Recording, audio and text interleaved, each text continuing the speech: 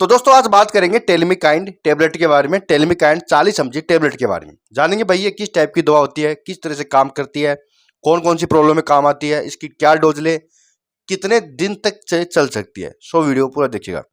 दोस्तों टेलमिकाइंड एक ब्रांड आता है मैनकाइंड फार्मा कंपनी का। ये कई स्ट्रेंथ में मिलती है, 20 mg, 40 mg, 80 mg और दूसरे सॉल्ट के साथ मिक्स होके भी आती है, जिसको हम कहते हैं टेलमिकाइंड एच। उस पर भी कभी वीडियो बनाएंगे।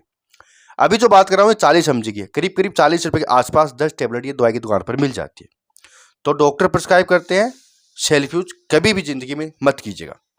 तो दोस्तों ये बड़े लोगों में ही चलती है, क्योंकि ये ब्लड प्रेशर की दवा होती है, बीपी की दवा होती है, जो बच्चों में नहीं होता। ब्लड प्रेशर बच्चों में नहीं होता है, तो हाई ब्लड प्रेशर को ये कम करने के लिए डॉक्टर देते हैं। इसके अंदर आता है टेलमिसाल्टन। टेलमिसाल्टन को समझते हैं। तो दोस्तों टेलमिसाल्टन एक ARB होता है, एंजियोटेंसिन रिसेप्टर ब्लॉकर होता है, ARB होता है। ये जो ब्लॉकर होता है ना, ये ब्लड विजुअल्स को रिलैक्स कर कर काम करता है। जो हार्ट के अंदर जो ब्लड विजुअल्स होते हैं, जो पूरी बॉडी में ब्लड फ्लो होता है, उनके द्वारा उनको रिलैक्स कर देता है, जिससे कि हाई ब्लड प्रेशर कम हो जाता है। तो इस तरीके से काम करती है। देखिए पहली प्रॉब्लम में काम आएगी हाई बीपी की प्रॉब्लम में। अगर व्यक्ति को बीपी ज़्यादा रहता है, 140 के अबव रहता है, ज़्यादा बढ़ा हुआ रहता है, 150 रहता है, 160 रहता है, तो वहाँ पर इसको डॉक्टर दे सकते हैं कम करने के लिए। माना जाता है कि 140 के बाद फर्स्ट स्टेज शुरू हो जाती है। अगर आपको 140 से ज़्यादा बीपी रहता है तो आपको बीपी की टेबलेट लेनी चाहिए, अदरवाइज आपकी अलग अलग प्रॉब्लम क्रिएट कर सकता है, स्ट्रोक का कारण बन सकता है हाई बीपी। तो इसका यूज स्ट्रोक में भी किया जाता है, यानी ब्लड प्रेशर को कम करना पड़ता है, अदरवाइज स्ट्रोक आ सकता है। तो ब्लड प्रेशर को कम करता है, 130 120 तक ये लाके छोड़ता है। तो हाई ब्लड प्रेशर को कम करने के लिए इस दवा का यूज किया जाता है।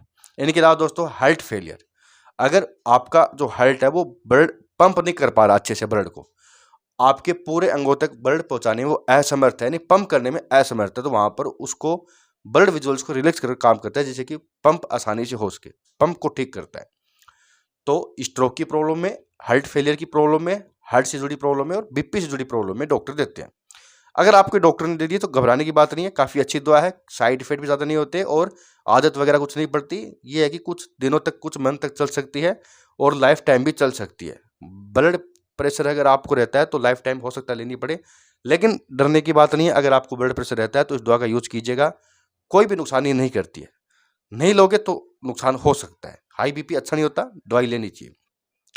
तो रेगुलर चेक भी कराना चाहिए। कई बार बीपी बढ़ जाता है, लेकिन इस दवा का आप यूज़ करते रहते हैं तो महीने 2 महीने से चेक करवाना चाहिए डॉक्टर के पास जाके, जिससे कि आपकी मिलीग्राम कम या ज़्यादा भी हो जाती है। कई बार बीपी कम हो जाता है और आप 40 mg लेते रहते हैं, लेकिन बीपी कम हो चुका है तो चक्कर आ सकते हैं इस तरह से।